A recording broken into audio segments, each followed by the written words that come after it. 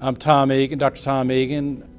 Went to med school here at UAB, trained in internal medicine. Like all of us as interventional cardiologists, we were born, we long to be in the cath lab.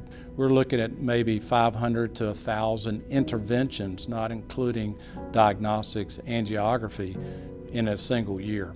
And did that for many years until I developed issues which we feel is related to radiation in 2009. I started to develop a number of cancers, skin cancers, along the left side of my body. As time went on, each month I continued to develop new cancers. And then ultimately in 2009, it was so overwhelming. I had so many cancers on the left side of my body, I had to immediately get out of the cath lab.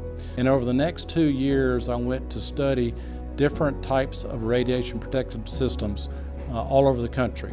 And then after about 3 years, in 2015, I suddenly developed about 50 skin cancers on my left leg and my left forearm, and felt like this was a direct cause and effect relationship. Previous protective devices for radiation exposure had been the 0.5 millimeter thickness lead aprons, which have incomplete coverage. Your head is not completely covered. Your arms, your lower legs are not completely covered. And also with only 0.5 millimeters of lead thickness, that still only gives you about 60% protection against ionizing radiation. These newer systems, such as Rampart, I think that should be the standard of care to protect the operators from any exposure to radiation.